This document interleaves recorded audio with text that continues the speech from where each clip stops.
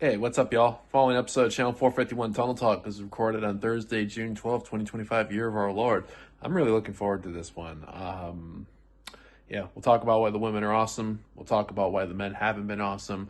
Jaime's had 4 Tintos de Veranos, which, if you're wondering what are those, it's part red wine, part club soda. It's going to be fun, folks. Sit back, enjoy, unwind, and as always, we go onward. Caw. People know us now. People know what to expect. Now we gotta take it to another level. Look, city till I die, say hi to the bad fella. Hella smooth with the flow, so grab your umbrella. Yeah, we make it rain, bring the pain, things are changing. Power rankings take us. Oh yeah, that Zoom lady's back and saying telling us what's up. What's up? What's up? Well, here we are. Back in the tunnel.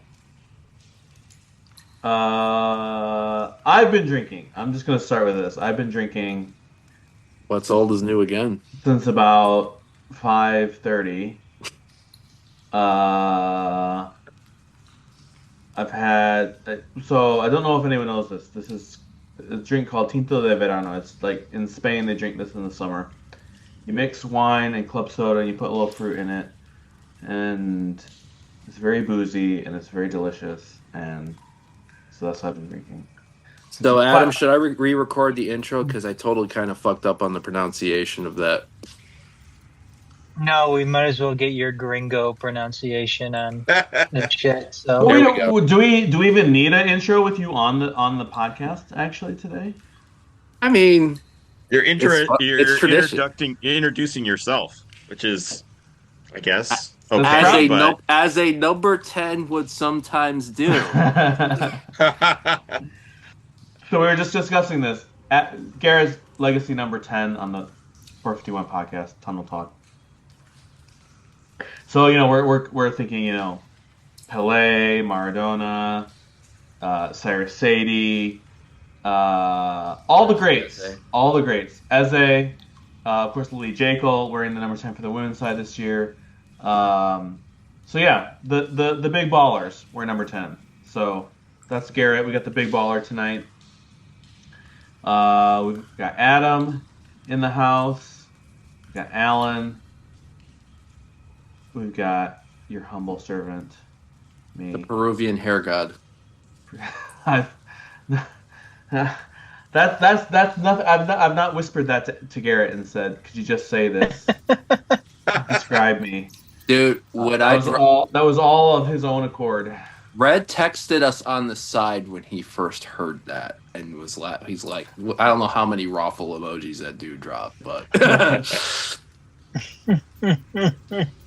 So it's been a little bit.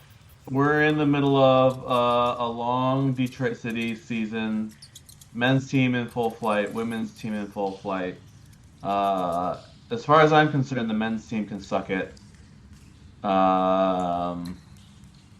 They've gone from bad to worse. I feel like we should shun the men's team for now. If anyone's got a hot take on the men's team, you can bring it, but is it basically that Billy Madison quote at the end where you're rewarding them no points and may God have mercy on their souls? Yes. That is an excellent reference. 30-year anniversary of that film, by the way, folks. Stop saying things like that, because every album I had cherished since my youth, every movie that I've cherished since my youth is turning 30 years old, and I just feel like I just need to crawl in a hole and die. Just wait. Yeah. It only gets worse. It gets... Oh, yeah. Oh, God. All right. So I'm going to give this 3, 2, 1 to say something nice about... I'll tell you what. When I saw you at the women's match the other night on the weekend, you'd said, I kind of hope they lose, referring to the men's team. I didn't say that. Yeah, you did. Oh, my goodness. To be fair, he was the more optimistic one of the two of us in the match. But I had a bad feeling about Maine. But what I said was, I would agree with you. I would hope they lose if I thought it would change something. And then I said, but it's not going to change anything, even if they lose. So I feel like I've been the more pessimistic of anyone. Was that the game they were playing Pittsburgh? Is that what it was? Yes, Saturday. correct. Okay. Yes. Yes. It's hard to believe. Yeah, we've had since then there have been 3 City games, and so I mean, I'm with you on that, Jaime. You take a loss if you somehow. I hate throwing the word guarantee out there. If you're guaranteed that something is going to change, then yeah, you take a loss. But I don't know. Right now, I think people are just unconvinced that anything is going to change with this team, which is so bad considering where they were not too long ago. I mean, we're still somewhat early June right now. We're approaching mid-June, but it was a month and a half ago when it seemed like they were one of the best teams in all of USL. And May comes around and they just completely tailspin into the ground, and it's hard to come to terms on what team is the real team, what men's team is the real team. Is it the team that we saw earlier on the first few weeks of the season, or is it the team that we've been witnessing as of late? And I'll keep on saying that. Well, I can't keep on saying it, but I'll say it now. I mean, there's still plenty of time to get this turned around. I just have a feeling. I have a sneaking suspicion that things are not going to turn around though. It just seems like the vibes with this team are horrendous, and things are just going to continue to look worse and worse with them. And I hate saying that, but I just have a really bad feeling that things aren't going to end well with this team this season.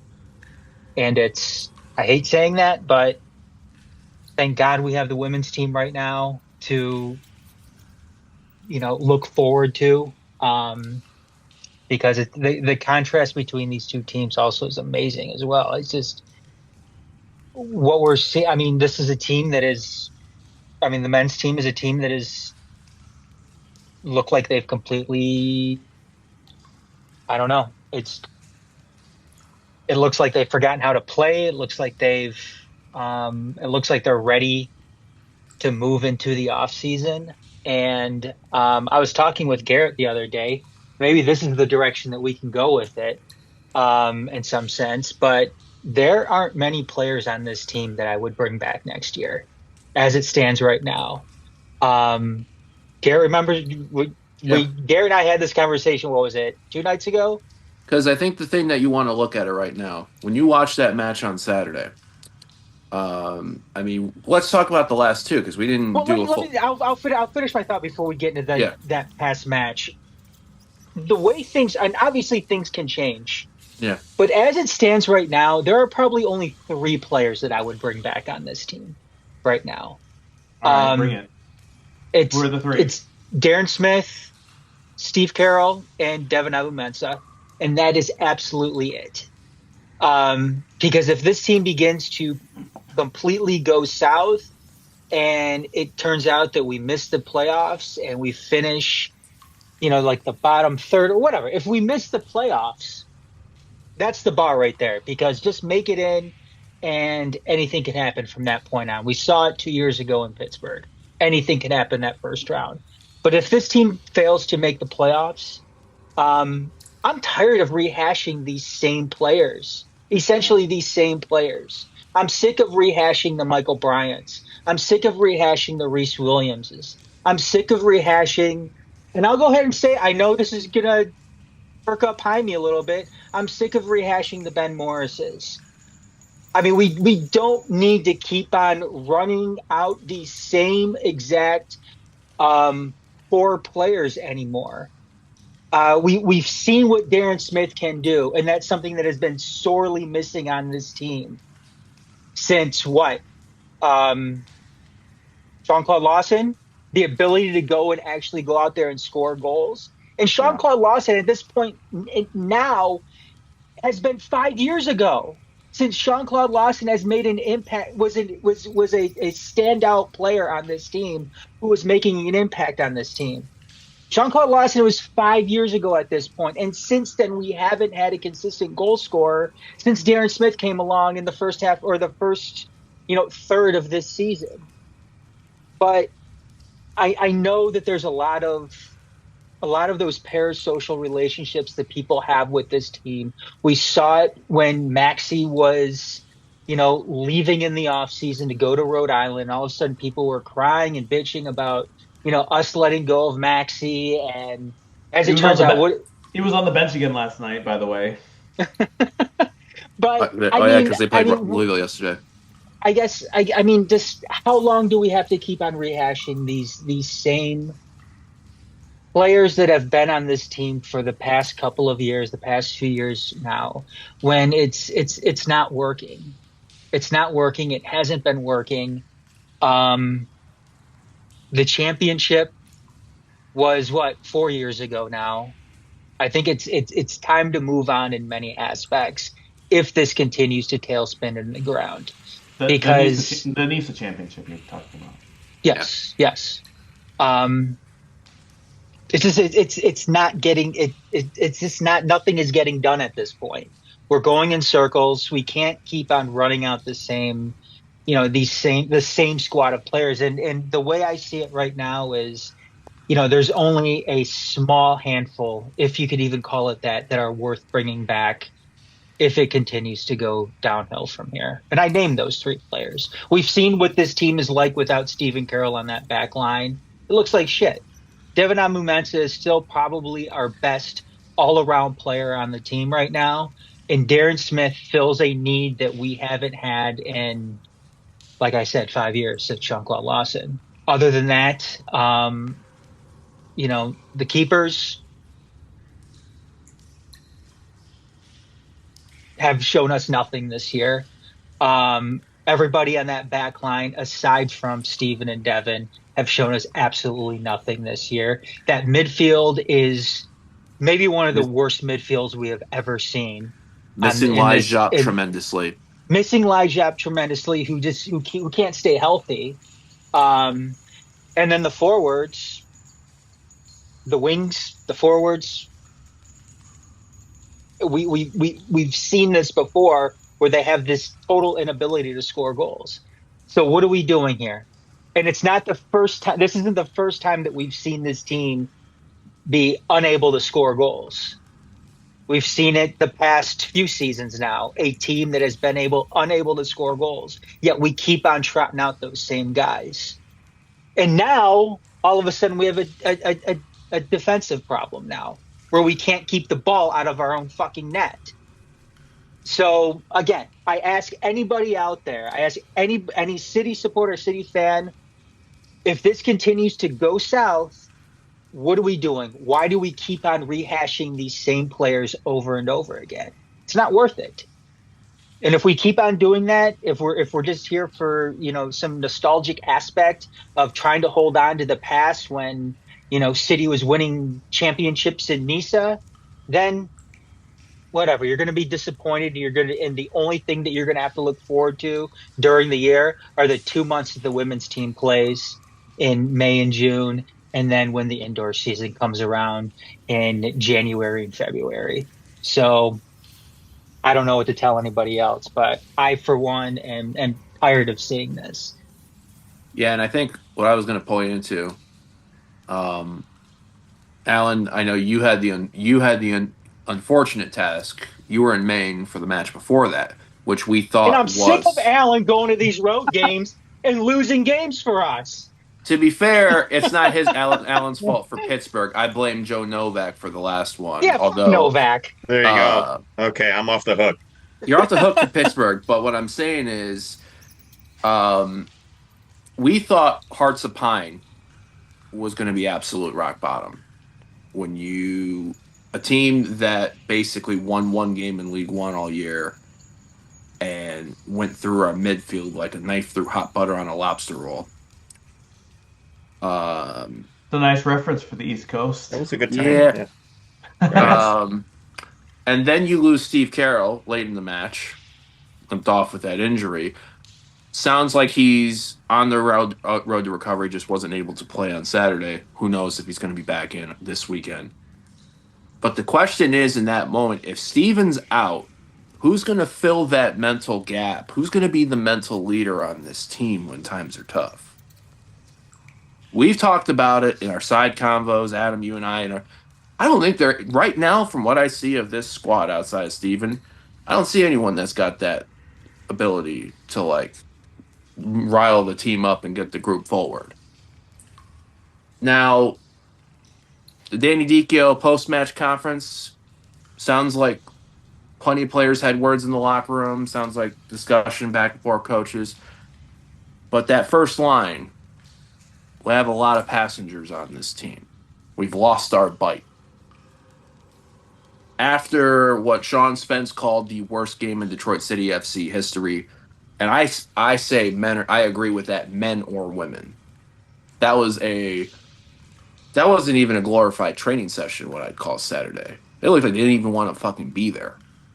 And when you complete 422 passes at Highmark Stadium on Saturday, and more than 75% of it, 318 of them are in your own fucking half, where's your intent? Where's your drive? Where's your heart?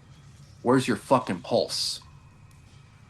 The goals they conceded, they gave up when the ball was in the air, it looked like. Especially that second one. They were just like, oh, look at this thing going right here as it goes over two defenders looking right this, and Robbie Mertz fucking dives in and taps it in from close range. My question I want to ask you guys is this. With those words that were said,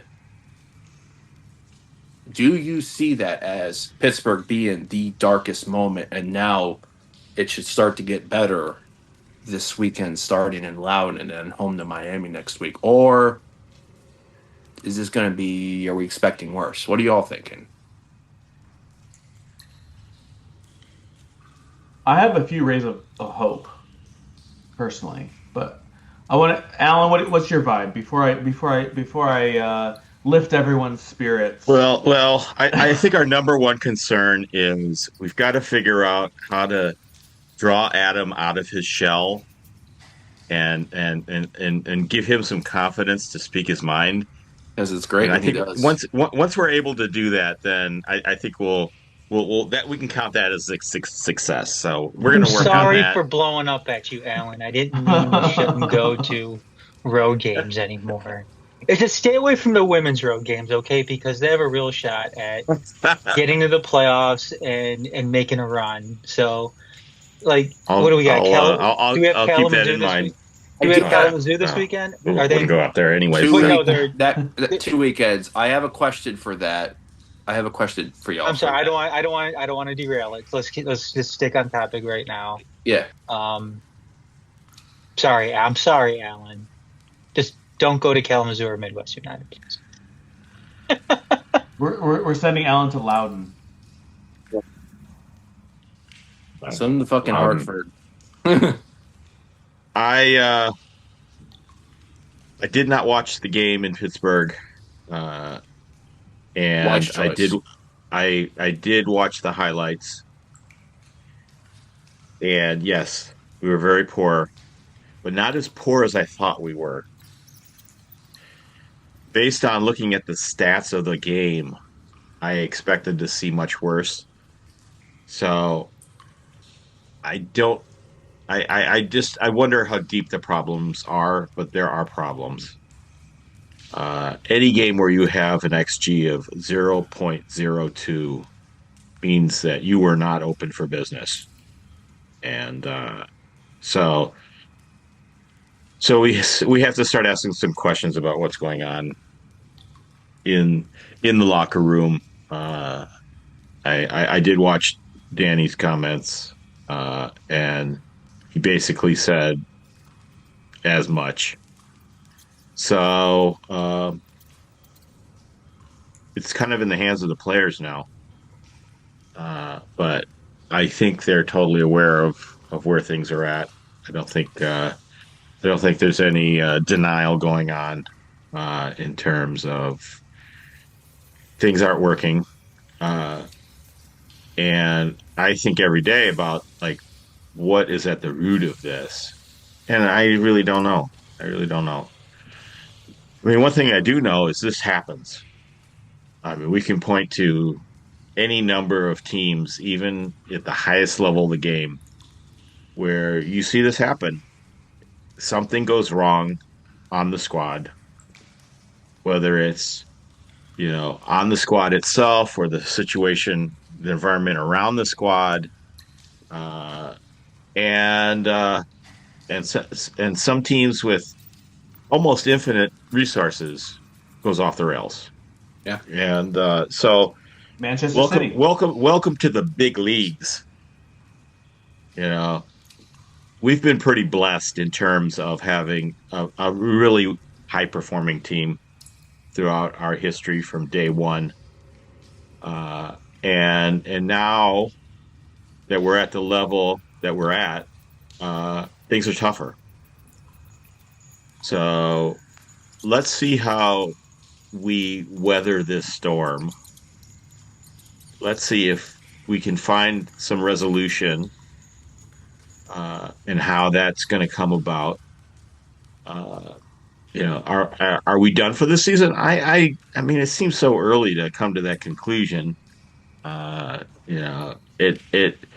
don't see any reason why they can't bring it back together.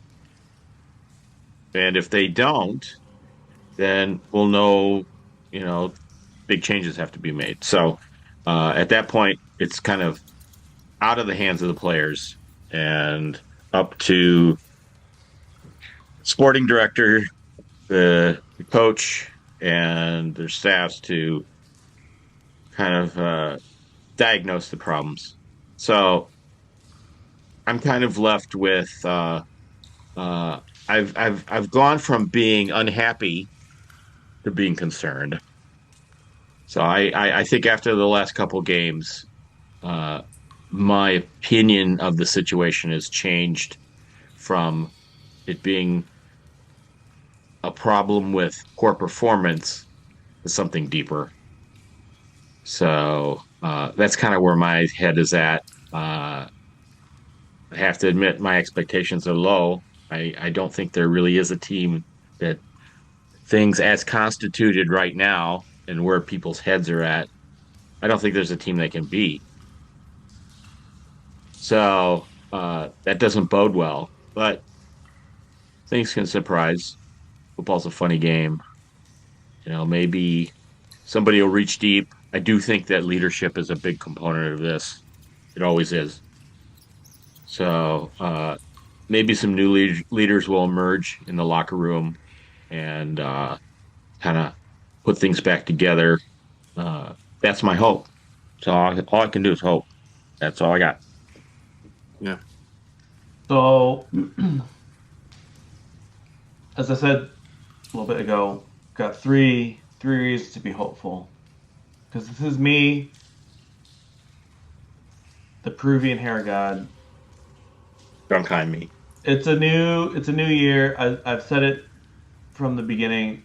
I'm all positive this year. No negative. Nothing. We have our first sound bit of the evening. Ben Morse has scored 1 goal. That's great. I'm about to concede defeat in this bet. Garrett's working on the custom T-shirt right now. Might get something. You might get something nicer. But I have three reasons to hope. Okay, number one. Last year, the first year of the Danny DiCchio regime, we started off red hot. and then we had a terrible lull in the summer. But then we finished red hot, and we finished third. I remember all those podcasts that we recorded last summer. We were like, this is the worst. Adam called for Danny Dichio's head. It was ugly. And they turned it around. So I think there is time for things to get back on track. I think there's enough 12 matches out of what, 34? 30 this year. 30? Right. Oh man, now we're dead. God blame that So- stupid Those last Jägermeister four. Cup sponsored by Tito's Vodka. this changes everything. Oh no. But Your formulas are not working now. The math that I put into this is all gone off the rails. But I think there is time to turn it around. I think there is, it's a long season. So I'm just gonna say, let's be patient. Patience is a virtue. I learned that in Sunday school. Number two reason to be hopeful. The players got a tour of the new stadium site today, and they all seemed very happy. They seemed happy to be there. They seemed very chipper, and I think that is a great sign for the vibes within the squad, because they know that none of them are going to be around to play in the new stadium because they all suck ass, and they're going to be booted after this season, but they don't know that yet. And so they're just so happy to see the hospital. It's still there. Do you No think they got to stadium. see the koi fish? They might have seen the koi fish, that's true. But really just their imagination is taking them to a new level of hope and happiness. And so that's not reason number two. Reason number You're just three, basically equating it to taking the old dog out for one last joyous moment before you put him down. yes, that's like seeing the sun shine. Goodness. Wow. The sun rays falling onto their face and warming it gently, and it's just. Are you saying we're going to bring our players to a farm upstate where they'll run happily and play with other players? Something like that, Okay. in the great pitch in the sky. Hey, Adam, what's the name of the old mental institution by you?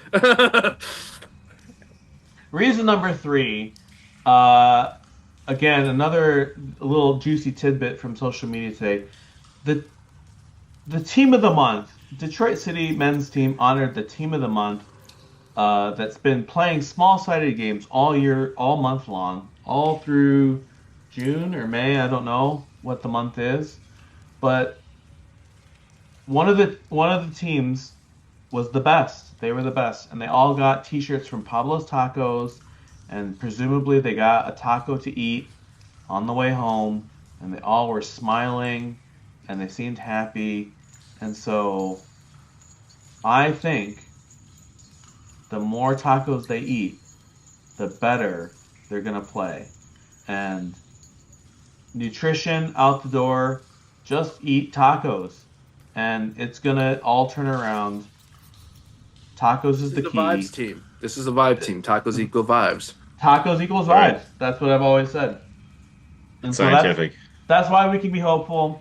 Men's team, they're going to finish first in the East, obviously, and we're going to win all the playoff games all the way to the championship.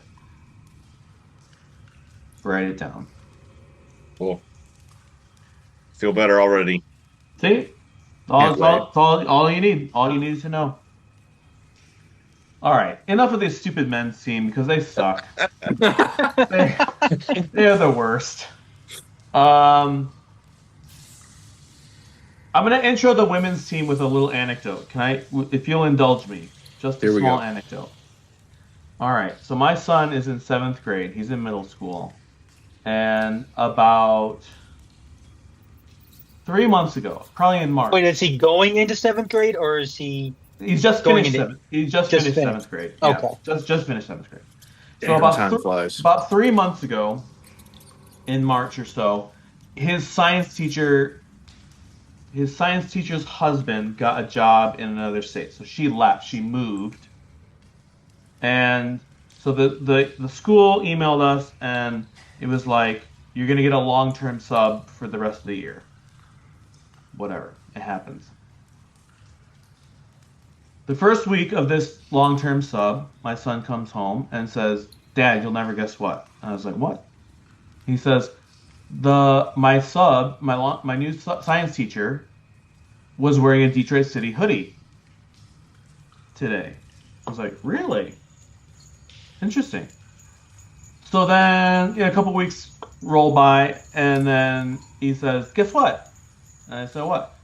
So he's like, "Today, I was wearing a Detroit City." My science teacher listens to the podcast. Well, Oh, hang God. on. Don't get ahead of yourself here. Oh no! Oh god. Gosh. Lucas had worn a Detroit City hoodie, and his teacher was wearing the Detroit City hoodie again. So the teacher says to him, "Hey, nice hoodie." And Lucas is like a super introverted, shy kid, and he was like, "Thumbs up," or something very awkward. And so, this is whatever, 2025. Seventh graders all have phones. My kid and his friends are like Googling the science teacher. They find his Instagram. They put two and two together, and they realize that this is Tatiana Mason's boyfriend. Holy shit. 100%, no jokes, right? So he comes home and he's like, "I think my science teacher is Tatiana Mason's boyfriend." I was like, "Are you sure?" So we pull up Tatiana Mason's Instagram. I was like, "This is your science You're bored teacher?" for this. I know, right? He's like, "This is your science teacher?" And he's like, "That's Mr. H." I was like, amazing. So fast forward, We're everywhere. we get to the first match of the year in Ann Arbor versus Detroit City. We're there. We see the science teacher in the stands, right? We don't like cross paths or anything, but like we definitely know he's there. Fast forward to Macomb, the game against Macomb. We see him again at the game. Mr. H is there, and so this time we actually see him. We give a little wave, and then the next day in school, he says to Lucas, to my kid, he's like, "Oh, I think I saw you at the game last night." And he's like, "Yeah, we were there, definitely." He's like, "Oh yeah, my girlfriend's on the team. Her name's Tatiana Mason." And Lucas is like, in his head, he's thinking, "I already know this information because I've cyber stalked you." But he's like, "Oh yeah, cool. She's number 31 or whatever." So fast forward a few more weeks to the weekend, last Saturday. We're there. No sign of Mr. H, the teacher. But as the players are coming around after the game, after the win, to give high fives to everybody, I was like, "Lucas, you got to tell her that you are in Mr. H's science class." He's like, "No, I can't do that." I was like, "You have to." And he's like, "No way. There's no way I'm doing that." I'm like, "Bro, you have to say this." So finally he works up the courage, just 30 seconds before Tatiana Mason's coming around. And so he says, "Hey, Mr. H is my teacher." And she's like, "What?" So then there's we chat for a little bit, blah, blah, blah. She's super nice to him. Fast forward to Monday, this past Monday. Mr. H is nowhere to be found at school. Apparently he got a new job in another state. He's gone. And who's the substitute teacher for the substitute teacher? Tatiana Mason. She is the substitute teacher in my kid's class. And he's losing his mind because, obviously he's been following the team for, the last 2 years that she's been on it, indoor, outdoor. And she's like, "Oh, did I talk to you at the game on Saturday?" He's like, yeah, that was me. And the greatest thing is, so Monday was the last full day of school, Tuesday half day, Wednesday half day. Now we're on summer break. Apparently, she taught them nothing, and let them be on their phones for the entire class period. All right. Monday, Tuesday, Wednesday. So in his mind, not only is she a Detroit City legend, she's the greatest substitute teacher of all time. You understand the commute she also had for teaching in Ann Arbor on fucking yesterday, and then having to go to the other side of the fucking planet for Romeo, Washington. Absolutely, no. She put a lot of miles on the whatever car she drives. But This would have made a good episode of X-Files. Hey man, this could be great for our future, get the nut behind the crest. this is a deep cut. This is behind the scenes. Nobody has this kind of content. Tatiana Mason, substitute science teacher. You heard it here first. And with that said, I have a quick story as well that's somewhat similar. That's an awesome story. I told Garrett this before. You guys might already know that. This was a few years ago, obviously, because of the player involved. But my kid had a speech tutor who was also a teacher in the district, and he'd go over her house to, get tutored over the summer and everything. And she's like, "Yeah, I have a boyfriend who plays on Detroit City FC." I'm like, "Oh, really? Oh, that's cool." And I'm like, "Who's your brother?" "Oh, it's Armando." I'm like, "Oh, that's cool." Heidi's face. Armando. And legend. Yeah, and one time, Armando had to babysit my kid for 30 minutes because my mom dropped him off at their house, and my mom didn't get the message that his tutor wasn't available that day, and just Armando was there, so nobody could get a hold of anybody for a half hour. So Armando had to sit there and watch my kid basically for a half hour until we had to get back, so one of us could get back and pick him up. But he never referred my kid never referred to Armando as Armando or anything like that. They have this dog. It's this crazy dog. It's like this. I don't know. It's like a chocolate lab or something. Her name is Birdie, though. So my kid always referred to Armando as Birdie's dad. That was his name. So nice. Yeah, that's cool. Love that.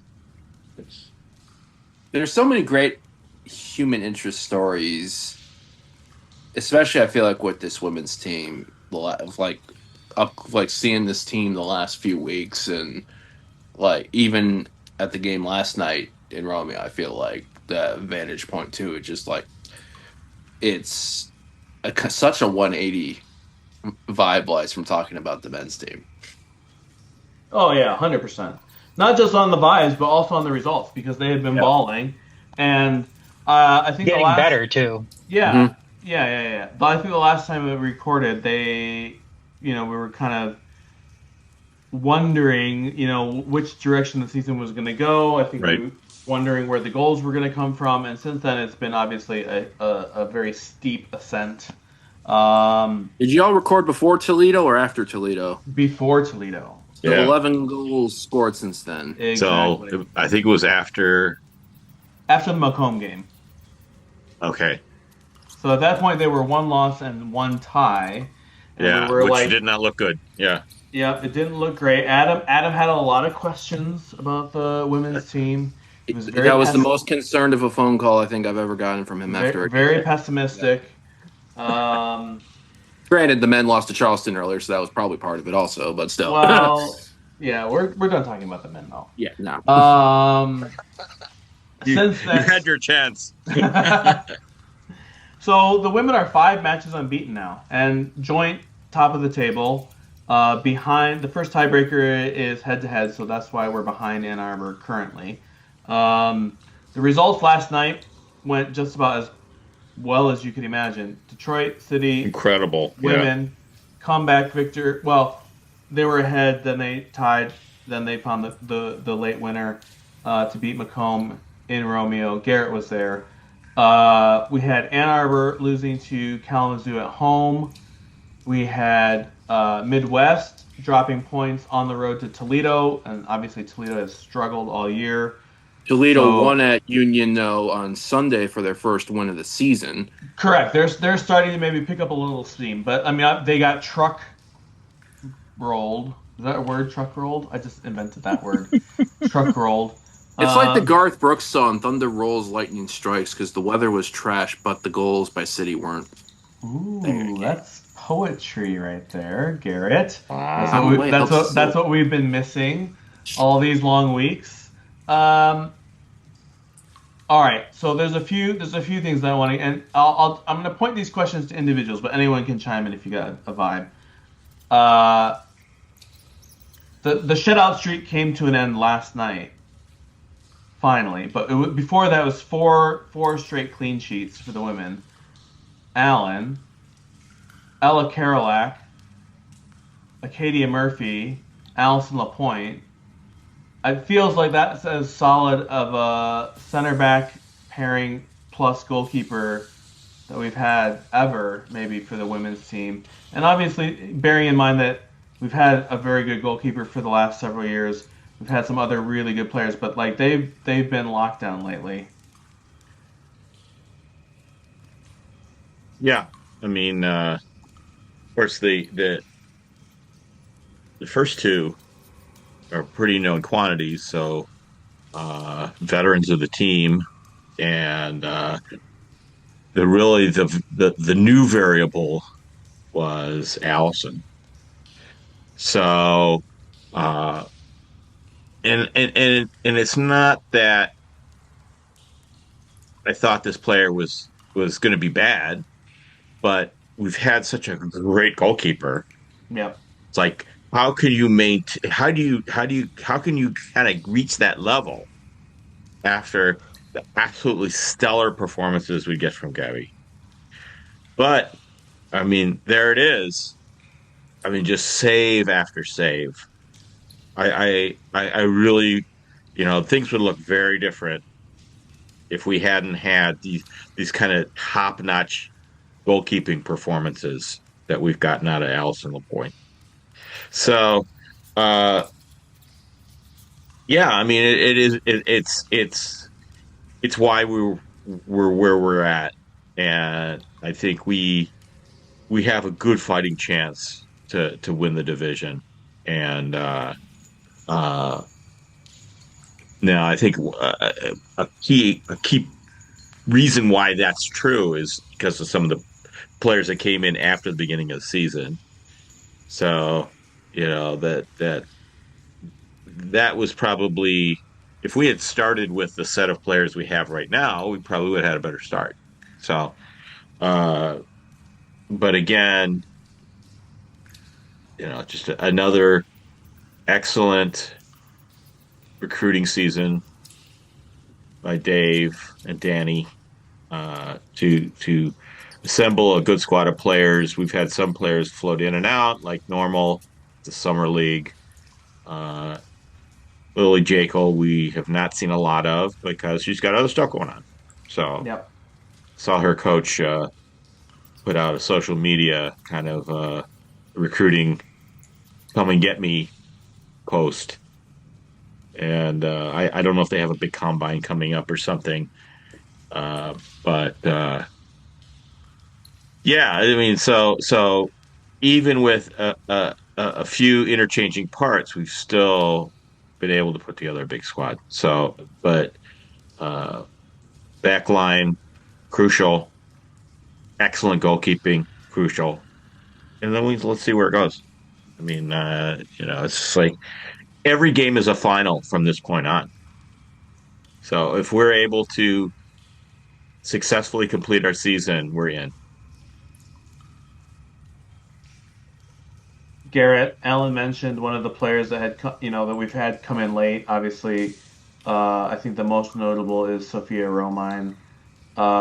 What's your vibe on her? Obviously, I think she's been a huge difference maker. She scored the first goal last night, but even before that, I think she's made a big impact. Connecting, I feel like she does a great job of connecting the defense, like bringing the ball from defense and connecting it to the attacking players. Sophia Romine, what's your vibe? I think the minute she joined that team, our tempo stepped up, our confidence stepped up. Watching her play with like room to run is incredibly exciting, and just taking people on. Adam was with next to me. We saw two instances very close up on Saturday at Keyworth, the matchup with Kalamazoo, which by the way was I think the matchup versus Kalamazoo. If you didn't see it, go back and see it if you can, because I think it was two really, really good teams. Kalamazoo being Ann Arbor yesterday is no fluke, because on another day, Kalamazoo might have taken a point slash maybe taken three from us on Saturday, because it was that good of a game. They had a lot of big chances early, like in that first 20 minutes of the game. They had some big chances that they like squandered. Yeah. And Allison Lapointe came up big on Yeah. a couple of occasions, but they're good. Yeah. They may be one of the teams that like has an impact on the outcome of the title race, well, or the division race, whatever you want to call it, even if they don't themselves win it. Yeah. So first half, Sophia's kind of, her role is free. She's a free roamer, because she's got that. The team has the confidence in her to be able to play and do the right thing, whether it's defending via attack, pressing, always be on the go. So Adam, I think it was it was the first half. She was trying to keep a ball in play, coming on our right hand side of attack, the Kalamazoo's left defending, and she hits this ball. And it sounded like, if for Tigers fans here, the home run Dylan Dingler hit on Monday at the White Sox, just that crack of the bat sound. That was Sophia's ball hitting the foot. Adam, you said it was what, hitting a rock? Mm-hmm. Sounded like, but she mishit it, so she was pissed. And then the similar sound was her kicking the sign about 5 feet left. And that's like so she's got the competitive fire too, that we've also seen from like Hannah Crom, which also which in Make City Make Spence talked about, reminds me so much of Danny Evans, as like an extension of like what the Danny Evans energy style coaching. But then late in the game, because she had some moments as well to before Ella Carolak's winner on Saturday. End of the game, about 15, 20 minutes left or whatever it is, we moved over to Suite 4. And Michael Kitchen's next to us taking photos as well. Listen, you don't have to brag about your your VIP access, Garrett. Hashtag blessed. Corner flag. She takes the corner, short corner. I'm trying to remember if it was Kate Childers or Tatiana Mason that was with her. So then they were originally paired. So a Kalamazoo defender goes in to try to force the ball off. And Sophia is like chill, like just standing like nonchalantly. And then boom, back heel. I looked like the fucking Pikachu meme right in front of her, just like, she did not just do that. And then I'm like, Kitch, tell me you got photos. Three or four or five photos of the entire play in motion, from like the foot up to the back heel. It's shout out Michael Kitchen, unofficial Detroit City history. Further proof. Unofficial, official. Come on. Unofficial, official. But legend. The legend. And the goal yesterday, to open things up. I mean, Union Macomb's a tough team. And when they have their full squad, which was last night was, Amelia Villarreal, who equalized yesterday. It was ball kicks out to the right flank, bounces out to Kate Childers. Kate Childers knows what she's going to do in that moment. Doesn't even control it. One touch pass over to Sophia Roman, open on the inside left. And it happened so quick. Sean Spence, BJ Jasinski, shout out to both who are there. Sean had his head turned in the moment, and it just happened so quick, and Sophia just buried that shot. It was like, oh, damn. Yesterday was a hard fought win. You cannot lose focus for 1 second. No, you have to be watching. I'm also going to give one more shout out on attack. Ella Kane. Ella Kane has been putting a shift in. Huge. We've seen her play as a right winner. We've seen her play inside, coming into the matches in the second half. A consistent yesterday energy-packed performance. And the winner in the 84th, or it was a couple moments after the Amelia equalizer, she was so calm and collective because the ball was head corner, edge of box, header back into the box, 5 yards out, back to the goal. That's not an easy finish. No, and she had time. It felt like time paused for a second, and then she was just like a little backflip kick. It's like she kind of took it over the shoulder, kind of, and that's for sure not easy. And to talk about the lastly thing for yesterday, we should have had more than one goal, in my opinion, in the first half. Union gave us the space. However, they got on us in the second half, incredibly pressed us. It was kind of similar to Ann Arbor in the first game after we made too many changes and we kind of turned off the level a little bit and we were just trying to play a certain breakout ball a little bit too much. This is a good sign of character from this team of what can they do in a tight situation and difficult situation to like respond. Okay, is it just going to wind up a point? Is it going to end up worse? No, you come back, you take the lead, and now you're level on points. And that Union team, Amelia Villarreal, don't be surprised if in 5 to 10 years you see her scoring a goal like that in wearing the national team shirt. That is a talented player that Union have. And that's some of the level of the competition that we're facing in this division in all these teams. Midwest United had a player come in that was 12 years old and tore it up to an extent. So we've not checked her birth certificate though, so that is unconfirmed. But I mean, this is what you want to see from this team with this Detroit City team with 4 matches to go. Like they're continuing to get better, they're continuing to turn the levels up, and it's going to be a fun race, folks. Adam, the last time that we chatted, we were wondering where the goals were going to come from for this team. Hannah Crum was on fire, scoring, she's at 4 in 2 matches or something like that right off the bat. And then since then, though, we've had like Ella Karolak chipped in with a goal. Obviously, we said Romine and Ella Kane scored last night. Does this seem more like what we were expecting from the team at the beginning of the year, with a kind of a balanced attack, where we're getting contributions from lots of different people? What's your vibe on that? And also, how awesome is Hannah Crum? Hannah Crum is awesome, and yes, this is exactly, I think, what we were expecting at the beginning of the season, and it's why we're a little worried that things are, we weren't going to end up getting that based on the first 2 games of the season. But and again, most of the concern though is based on just not having enough time in the during the women's season, just because it's a short year for them, and 2 games less this year too compared to prior years with the new division. Yeah, and they got those reinforcements just in time. Time, because they could not afford to drop another game, earlier on in the year. So it was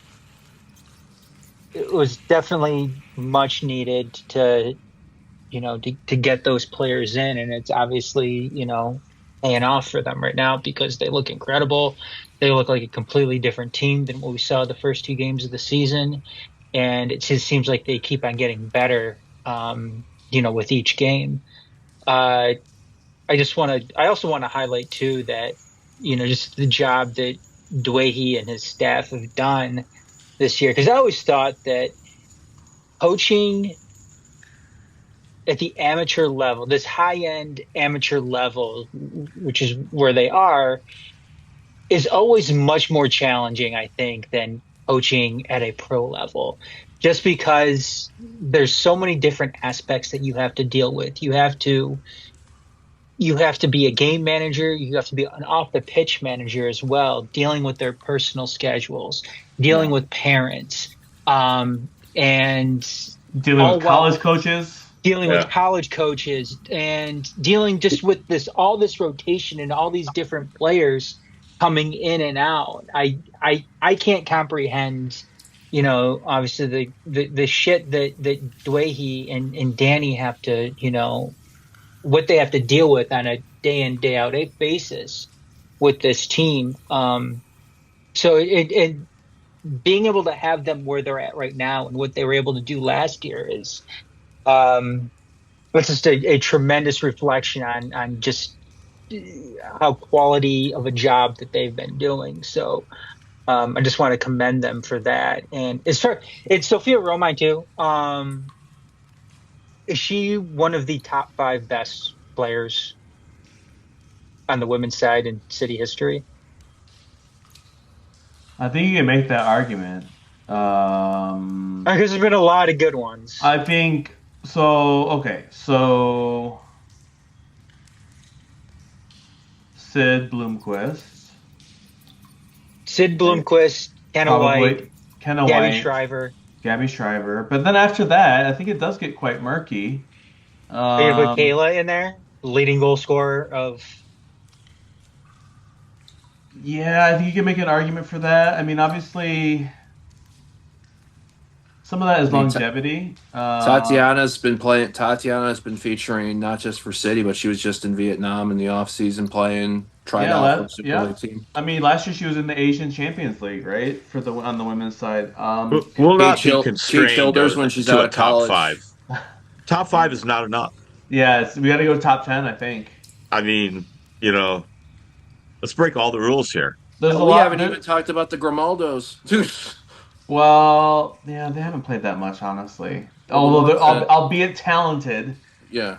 But I mean, the other one that I think I mentioned this in the group chat. Drew Martin, I think, is a baller, and the number of minutes that she's played, the amount of games that she's played over the last couple years, the number of different ways that Dwayne has used her, outside back, defensive midfielder, attacking midfielder, even putting her in as forward, if you remember, in the final game last summer. She's a player that's gotten better every year. Yes, I keep mixing her and Emily on. Was it Drew or Emily that came on for last night? They both no. Drew Martin came on as a sub last night, I think. Yeah. She came out with Cameron Evans then. Yeah, I mean, I think she's really underrated personally.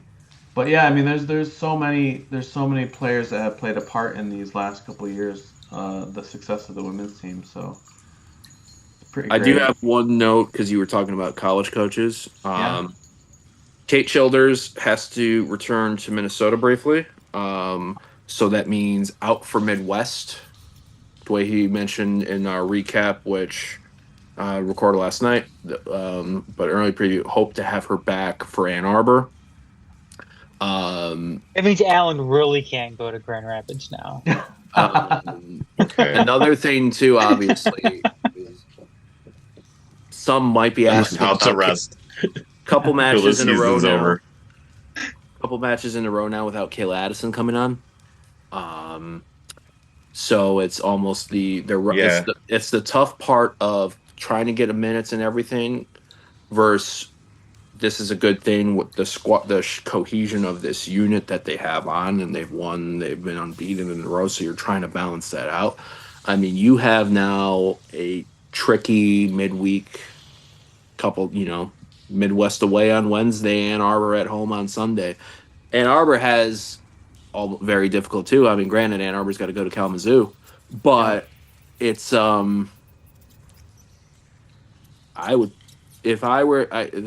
I'd start Kayla on Wednesday and have her go at Midwest because they are a little bit more. They're not going to be as direct as Kalamazoo, I think, in terms of going at it. That might be the perfect match for her. I still think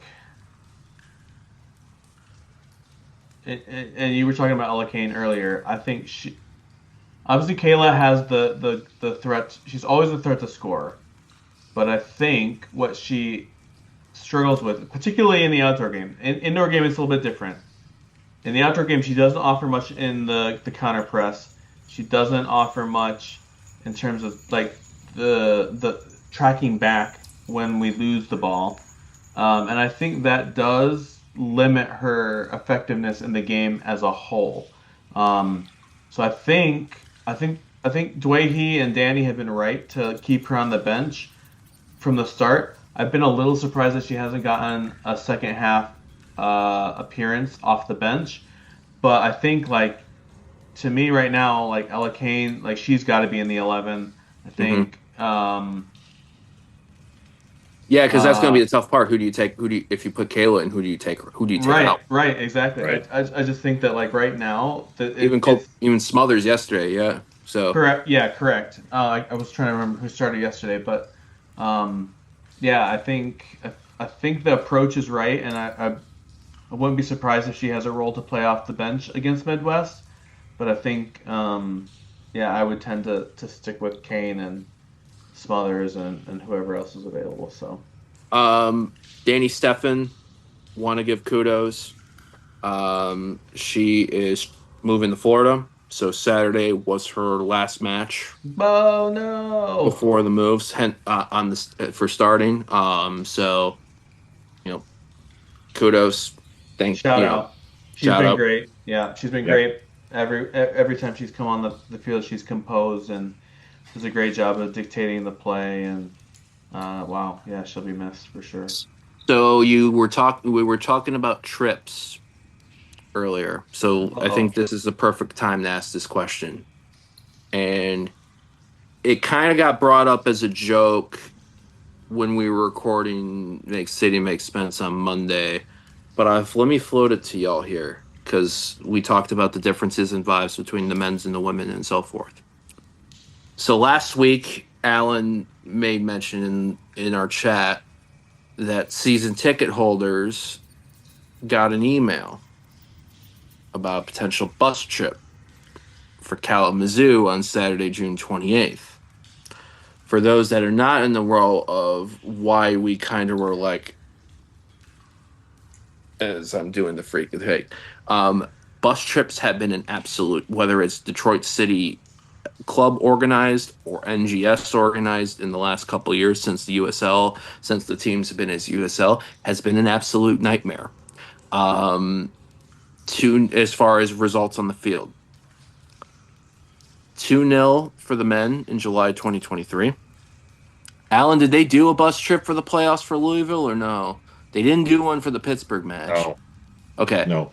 They did a bus trip for away at Indy, though. The supporters did a bus trip to Indy September 30th, 2023, which was a 3-0 loss, but felt much worse than that. Way worse. So, Alan and I cried together in the upper tier of the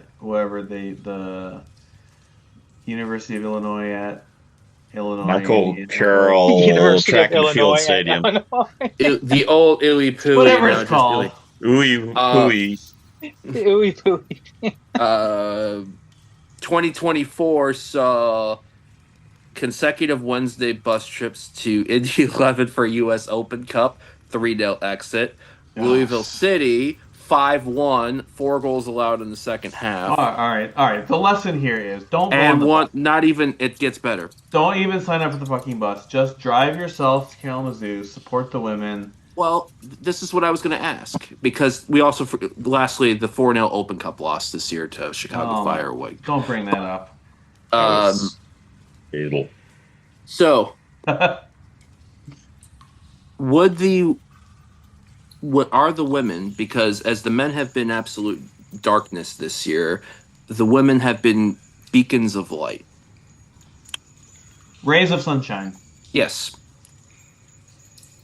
Would the bus curse be reversed since it's the women? I don't think we can take that chance. Let me consult the Let me consult the tarot cards, burn some candles here, and the answer is, why would you?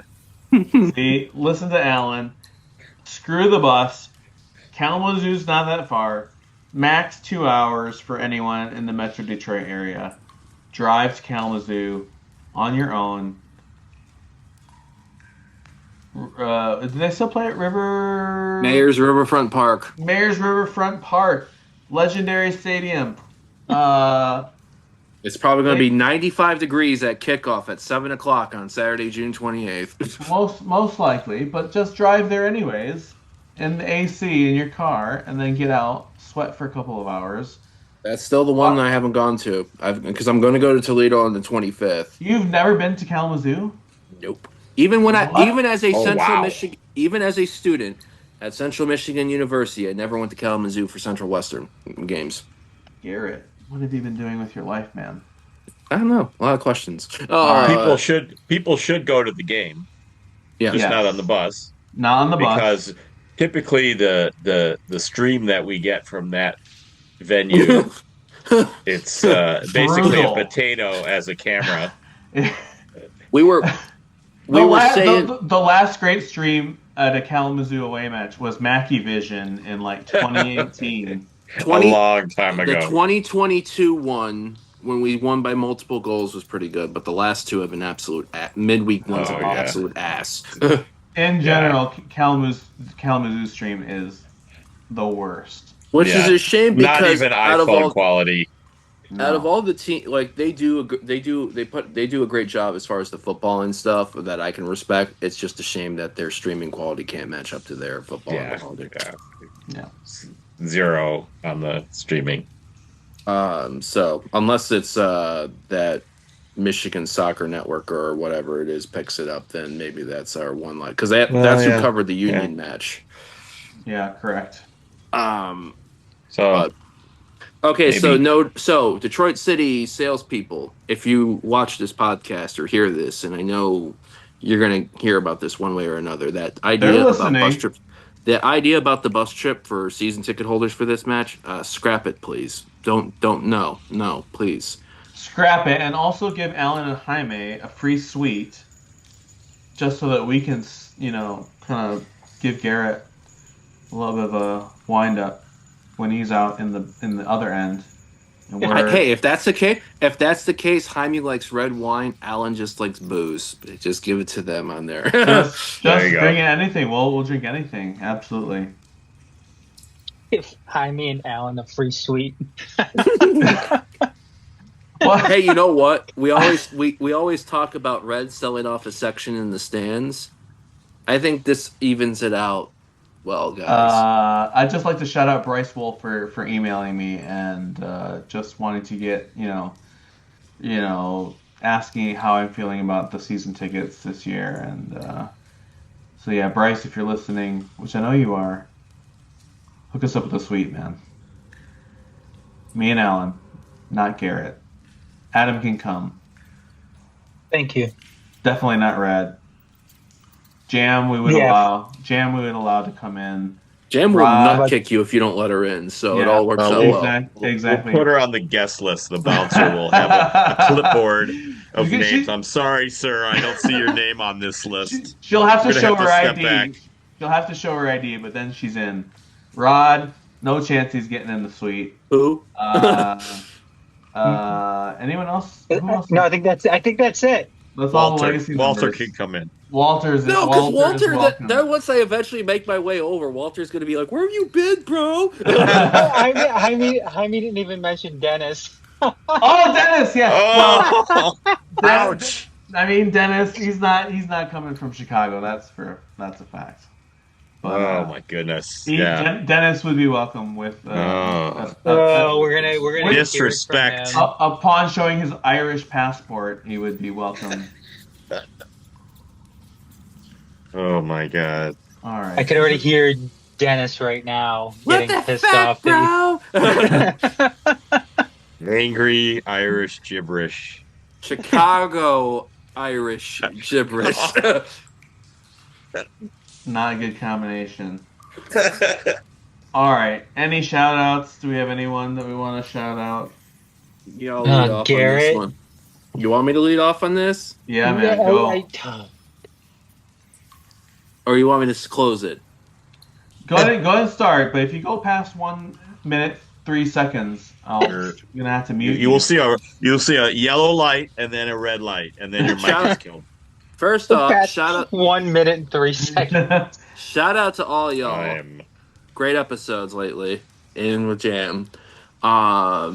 Shout out to Dave DeWay, as always, for his time, his generosity time in recaps and everybody.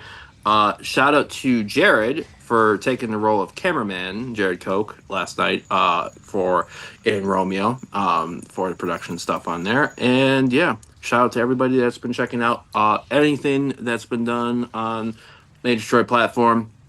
Tunnel Talk, Channel 451 Tunnel Talk, Make City, Makes Benz, anything. We appreciate you. Keep it up. All that fun stuff. And may the women's team continue to shine. We go onward, call. Amen. Alan, did you write anything in your notebook? No, I didn't. So I guess my shout out will be Dennis. We're gonna work on getting you that sweet access. I'm not making any promises because we know how difficult it is to get on those guest lists for those special occasions. So we will let you know either by mail or telegram whether you are on the guest list. Carrier pigeon. That's right. Telegram. You'll get a note in your mailbox the day before the match. Adam, shout outs? Maybe we can send him a fax too. To just keep your fax machine on, Dennis. Just cover all the. That's right. We'll just constantly send them until we get an acknowledgement. Yes. I don't have any shout outs. Perfect. Garrett's on, so he took care of all the shout outs. So. He did have a lot. But he stayed within his time frame, so all's well. Shout out to everyone tuning in to this lovely podcast, even though I have been particularly inebriated for the last 6 hours or so. What is old is new again. What is old is new. What is new is old. And having said that, we sign off. Until next time, this is the 451 podcast in Detroit, Tunnel Talk.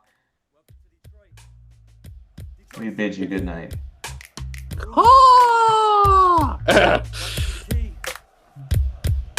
City till I die, say hi to the bad guy. Pretty gritty in the key, you see our flag fly, chin check, cash tech, we came to sweep the leg.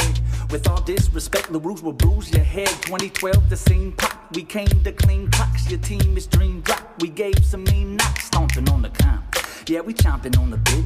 Many came and went, but they ain't stopping none of it. Community built, community owned. Roasting foes coast to coast, leave your hope postponed. Spirit of Detroit, lemons the lemonade. Yemen and Bangladesh make a stronger